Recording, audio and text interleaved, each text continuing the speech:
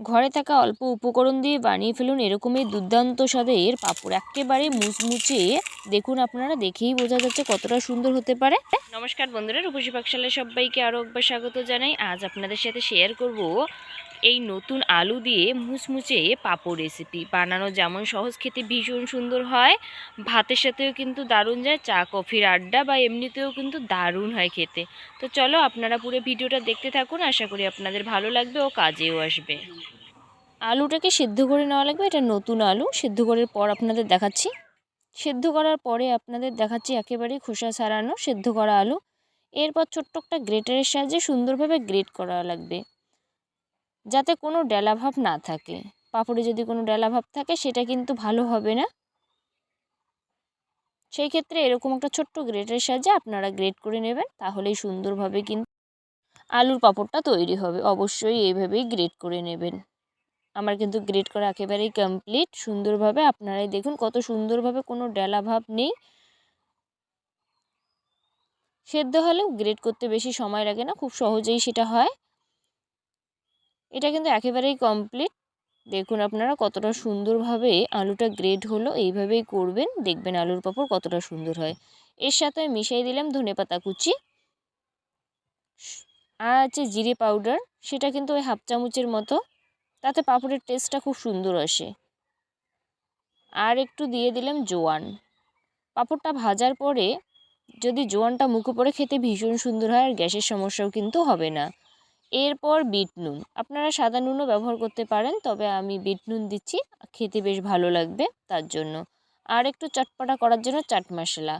এইভাবে যদি পাঁপড় তৈরি করা যায় না, দোকানের পাঁপড় কিন্তু, এই পাঁপড় খেলে দোকানের পাঁপড় কিন্তু মুখে রুচবেই না। তার সাথে একটু শুকনো লঙ্কার গুঁড়া, সবগুলো একসাথে সুন্দরভাবে মেশানো লাগবে। কেনা পাঁপড়ের থেকে এই পাঁপড়টার টেস্টটা কিন্তু খুব সুন্দর হয়। আলুর তার সাথে মশলাটা জাস্ট অসাধারণ। এটা খুব ভালো করে মশলার সাথে আলুটা মেশানো লাগবে। মেশানোর পর হাতটা ধোয়ার পরে হাতের মধ্যে সর্ষের তেল এইভাবে মাখা লাগবে, তাহলে করতে বেশ সুবিধা হবে। এরপরে অল্প একটু অংশ হাতের তালুর সাহায্যে নিয়ে এটা গোল করা লাগবে, গোল্লা পাকা লাগবে। মোট কথা সবগুলো একইভাবে করলে পরে আন্দাজটা ঠিক হয়, তাই আগে গোল্লাগুলো পাকে নেব। আলুর অল্প অল্প অংশ নিয়ে হাতের তালুর সাহায্যে এইভাবে গোল্লাটা পাকা লাগবে, তাহলে পাঁপড়গুলো সবগুলোই কিন্তু সমান হবে। তো সবগুলোই তৈরি করা একেবারেই কমপ্লিট। আপনারা দেখতেই পাচ্ছেন কতটা সহজেই এটা তৈরি করা যায়। এরপর এরকম একটা প্লাস্টিকের প্যাকেট নিলাম, নেওয়ার পরে এই জায়গায় সর্ষের তেল পুরো প্যাকেটের মধ্যে ব্রাশ করা লাগবে, তাহলে পাঁপড়টা দেখবেন শুকনো হওয়ার পর খুব সহজে উঠবে। তবে একদিন এই প্লাস্টিকে শুকনো করার পর তুলে যদি থালায় দেওয়া যায়, তাহলে খুব তাড়াতাড়ি কিন্তু এটা শুকনো হবে। আরও একটা প্লাস্টিকের প্যাকেট নিলাম, তাতেও একটু সর্ষের তেল মাখিয়ে নেব।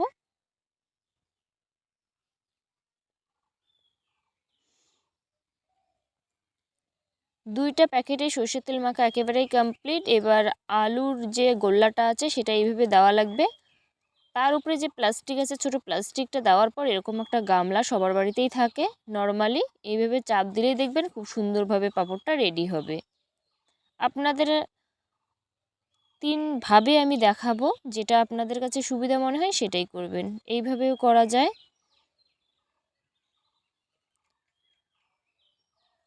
আপনারা একটু ভারী যে গামলা হয় সেটা দিয়ে করবেন, খুব সহজে এটা হবে। আর তেল মাখার ফলে দেখুন প্লাস্টিকের উপরের প্যাকেটটা অতি সহজেই তোলা যায়। এরপর আরও একটা আলুর গোলা নেওয়ার পর উপরে প্লাস্টিকের প্যাকেটটা এইভাবে বসিয়ে দেওয়ার পর হাত দিয়ে একটু প্রেস করে এইভাবে দেখুন চারদিকটা গোল করে নেওয়া লাগবে, তাতেও কিন্তু পাঁপড়টা তৈরি হয়। হাত দিয়েও করতে পারেন, গামলা দিয়েও করতে পারেন, আপনাদের কাছে যেটা সুবিধা মনে হয় সেটাই করবেন। আরও একটা পদ্ধতি আপনাদের দেখাচ্ছি, যাতে আপনাদের কোনো অসুবিধা না হয়। সুন্দরভাবে হাত দিয়ে প্রেস করলেই দেখুন কত সুন্দরভাবে পাঁপড়টা রেডি হলো।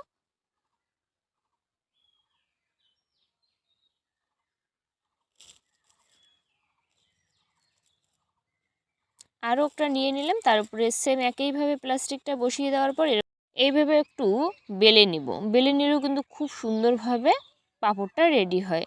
আপনাদের পদ্ধতিগুলো দেখিয়ে দিলাম, আপনাদের কাছে যেটা সুবিধা মনে হয় সেটাই করবেন। হাত দিয়ে করলেও হবে, হাত দিয়ে করলেও কিন্তু দারুণ হয় পাঁপড়টা। দেখুন আপনারা, এটাও প্লাস্টিকটা অতি সহজেই তোলা যায়। আপনাদের কাছে যেটা সুবিধা হবে সেটাই করবেন। আমি সব পাঁপড় এবার তৈরি করে নেব।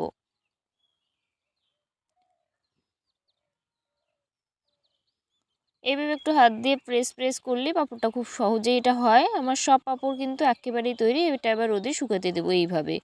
মিনিমাম কিন্তু 2 দিনের মতো শুকনো করা লাগবে।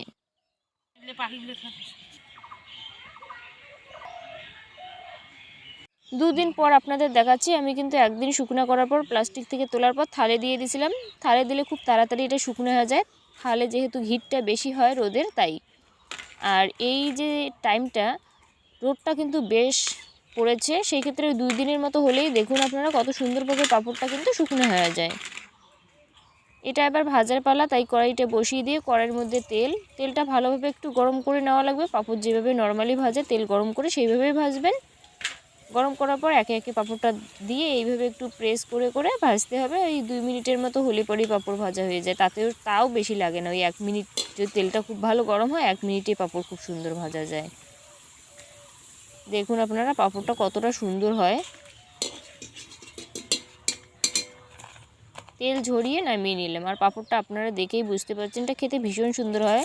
নিজের ইচ্ছে মতো মশলা মিশিয়ে সুন্দরভাবে পাঁপড় বাড়িতেই তৈরি করুন আর কৌটোয় ভরিয়ে রাখুন। এইভাবে অনেক দিন এটা কিন্তু সংরক্ষণ করা যাবে। শুকনো করে রাখলে যখন ইচ্ছা তখনই ভেজে দেওয়াও যাবে, আবার নিজে কিন্তু খাওয়াও যাবে। দেখুন আপনারা সব পাঁপড় একইভাবে ভাজবো।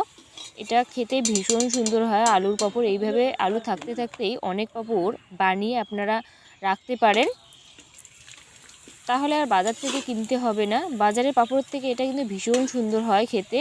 আপনারা প্লিজ একবার বাড়িতে এইভাবে বানিয়ে দেখবেন। আর জানাতে কিন্তু একেবারেই ভুলবেন না যে এটা কীরকম হয়। ভীষণ সুন্দর হয়। সব পাঁপড় ভাজা আমার একেবারেই কমপ্লিট। দেখতে যতটা সুন্দর খেতেও ভীষণ সুন্দর হয়। প্লিজ একবার ট্রাই করে জানাবেন। আর আশা করি রেসিপিটা ভালো লাগবে। ভালো লাগলে অবশ্যই লাইক কমেন্ট শেয়ার করে দেবেন। আর যদি এই ছোট্ট চ্যানেলটার নতুন দর্শক, অবশ্যই চ্যানেলটাকে সাবস্ক্রাইব করে রাখবেন। পাশে থাকা বেল আইকনটি প্রেস করে রাখবেন যাতে আমার রান্নার ভিডিওগুলো সবার আগে আপনার মোবাইলে পৌঁছায়।